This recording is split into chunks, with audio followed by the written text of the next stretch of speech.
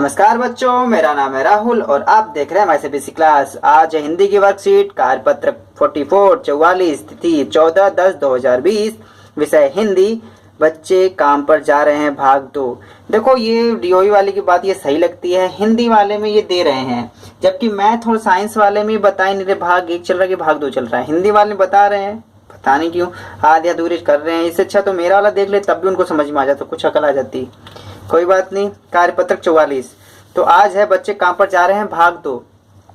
ठीक, तो जो भाग 1 है वो भी देख लेते हैं हम। ये रहा 44, 41 से सीधे 44। तो थोड़ा सा ये भी दिख रहा है, बीच में 2 अक्टूबर आ गया। ठीक है, ये 7 तारीख के बाद है, 7/7/14। तो बीच में क्या इन्होंने कर दिया कि मतलब इनको फ्लो बना के हर बार रखना चाहिए था ना। या तो भैया प्रेमचंद के जूते ये ढंग से पढ़ा लो यार। तो कहने का ये मतलब एक चीज अच्छे चल रही होती ना, कभी इसमें कभी उसमें, कभी इसमें कभी उसमें, तो ये अच्छे से देना चाहिए था। लेकिन क्या कर सकते हैं, डीओई वाले हैं, हमसे संपर्क होता तो हम जरूर बताते। तो भाग 1 हम कर चुके हैं, भाग 2 कर रहे हैं। ठीक, और ये आपकी किताब जो है वो क्षितिज है, क्षितिज में से ली गई है। ठीक है, तो अगर इसमें आपको बताया जाए तो अगर मैंने पिछली बार भी आपको दिखाया तो हर बार दिखाता रहूंगा ताकि आपको अच्छे समझ में आएगा। ठीक है, तो राजेश जोशी जी का ये राजेश जोशी बच्चे काम पर जा रहे हैं, तो आपका अंतिमवा है, लास्टवा है। और आप मैंने बताया रसखान जी, कैदी और कोकिले सब पढ़ चुके हैं हम, तो 136। अगर आप लास्ट में देखेंगे तो 136। ठीक है, ये इनका जीवन परिचय है यहाँ पे राजेश जोशी जी का। ठीक है, और यहाँ पे ये चीज दिखाई गई है। ठीक है, बच्चे काम पर जा रहे हैं, अगर ध्यान से पढ़ें तो खत्म हो क्या अंतरिक्ष में गिर गई, खत्म हो गए हैं एकाएक। तो ये रहा, क्या अंतरिक्ष पर गिर गई, खत्म हो गए हैं एकाएक। तो ये पहली पंक्ति थी, ये दूसरी पंक्ति है। अभी देखो इनकी एक पंक्ति और बची है, मतलब इनकी एक वर्कशीट और आएगी। ठीक है, तो ठीक है, तो क्वेश्चन आंसर आपके इसी में से लिए गए हैं। और ध्यान से पढ़िएगा, क्योंकि जो आपकी SC1 के पेपर होंगे ना, समझ लो कि आपकी वर्कशीट में से लिए जाएंगे। डीओई वाले बहुत चालू हैं, आपको चीजें बता भी देते हैं और ढंग से बोलते भी नहीं है। तो घुमा फिरा के समझ लिया, आप इसकी तैयारी करिए और इसी में से लिया जाएगा। तो चलिए शुरू करते हैं। बच्चे काम पर जा रहे हैं भाग 2। तो जैसे मैंने आपको बताया था, इनकी भावनाओं को समझिएगा राजेश जी की। ठीक है, आपको बेशक लगेगा इनके कुछ शायरी टाइप का नहीं है, लेकिन फिर भी इनकी भावनाओं समझे तो काफी अच्छा लगेगा, आपको महसूस होगा। क्या अंतरिक्ष में गिर गई हैं सारी गेंदें, क्या दीमक ने खा लिया है सारी रंगीन किताबों को, क्या काले पहाड़ ने नीचे दब गए हैं सारे खिलौने, क्या किसी भूकंप ने ढह गई है सारे मदरसों की इमारतें, क्या सारे मैदान सारे बगीचे और घरों के आंगन खत्म हो गए हैं एकाएक। ठीक है, तो कोशिश किया मैंने उन्हीं लाइन में पढ़ने के लिए, लेकिन चलिए इसकी व्याख्या पढ़ते हैं। कवि सोचता है कि क्या खेलने के लिए सारी गेंदें खत्म हो चुकी हैं या आकाश में चली गई हैं। क्वेश्चन मार्क याद रखिए, क्वेश्चन मार्क और जो फुल स्टॉप काफी अलग अलग खड़ी पाई होती है, सबकी अलग अलग पहचान होता है आपका। ठीक है, क्या मतलब इसको पढ़ने का होता है, इस हिसाब से पढ़ते हैं इसे कि आप क्वेश्चन पूछ रहे हो अगले से।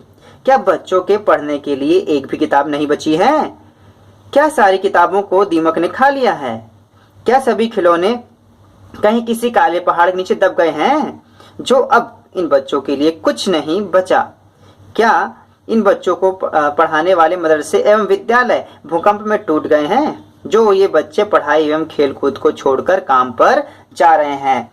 यहाँ कवि अपने मन में उठ रहे सवालों को बयां करते हुए कहते हैं कि क्या बच्चों के खेलने की सारी जगह खत्म हो चुकी है, क्या सारे मैदान जहाँ बच्चे खेलते थे, सारे बगीचे जहाँ बच्चे टहला करते थे एवं सारे घरों के आंगन समाप्त हो चुके हैं जो इन बच्चों के पास अब कुछ भी नहीं बचा, कुछ भी नहीं बचा या बसा, इसलिए मैं सुबह सुबह काम पर जा रहे हैं। इसलिए ये जो है, जो सुबह सुबह काम पर जा रहे हैं बच्चों को, आपको पता है राजेश जोशी जी ने देखा ठंड के मौसम में जब बच्चे सुबह सुबह उठकर अपने काम पर जा रहे हैं तो काफी इनको मन में पीड़ा होती है। उनको पीड़ा को ही इन्होंने अपनी पंक्ति कविता में लिखा है। ठीक है, तो इनको फटाक से इनके प्रश्न उत्तर जल्दी से कर लेते हैं, ज्यादा बड़े नहीं हैं, ज्यादा छोटे ही हैं। और इसी में लिखा गया है, कविता की पंक्तियों में बच्चों के लिए क्या क्या समाप्त हो गया है। तो बहुत सारी चीजें यहाँ से अब मैंने और छोटा कर दिया, आप और बड़ा लिख सकते हो, यहाँ से भी लिख सकते हैं। कविता की पंक्तियों में बच्चों के लिए सारी गेंद, रंग बिरंगी किताबें, खिलौने, इमारतों का मतलब है स्कूल, बगीचे, घर और मैदान समाप्त हो गए हैं। ठीक है, आपके विचार में क्या सभी बच्चों को खेलने कूदने के समान अवसर प्राप्त होते हैं? मेरे हिसाब से तो बिल्कुल भी नहीं होते। और सभी यही देखिए, नहीं, सभी बच्चों को खेलने और शिक्षा के समान अवसर नहीं हुए, क्योंकि कुछ बच्चे को परिवार चलाने के लिए काम करना पड़ता है। समझ रहे हो? अभी आप लोग स्मार्टफोन लेके यूट्यूब पे इस वीडियो को देख रहे हो, और कुछ बच्चों के पास तो स्कूल ही नहीं है। ठीक है, तो आप ये नहीं कह सकते आपका बैड लक है। आपका लक बहुत अच्छा है, जो कि आपके पेरेंट्स ने आपको ये दे रखा है, या किसी के मामा ने दे रखा होगा, या मामी ने दे रखा होगा। तो बहुत अच्छी बात है। काम पर जाना पड़ता है। और कुछ बच्चों को परिवार नहीं है, उनके पास कोइयों को तो परिवार ही नहीं है। आप लोगों के पास तो परिवार भी है, उन्हें खेलने कूदने और शिक्षा के अवसर नहीं मिल पाते। क्यों? क्योंकि उन्हें काम करना पड़ता है। अगर शिक्षा के लिए अगर चले भी जाएंगे तो खाने के लिए खाना चाहिए, जीने के लिए, कुछ निर्वाह करने के लिए पैसे चाहिए होते हैं। तो वो आजीविका चलाने के लिए ये बच्चे काम पर जाना पड़ता है। किसी को शौक नहीं लगा है काम पर जाने का। अब छोटे छोटे जो 8-10 साल के बच्चे हैं, ठीक है, उनकी बात कर रहा हूँ। अभी 15-16 साल के नहीं, जो कि भैया चलो मोबाइल खरीदने के लिए काम करने चलते हैं। मैंने कई बार देखा है, 15-16 साल के बच्चे हैं, उनको मोबाइल लेने के लिए काम करने जा रहे हैं शौक से। लेकिन कुछ बच्चे जो मजबूरी में जा रहे हैं, ये राजेश जी ने उनको देख के लिखा है ये।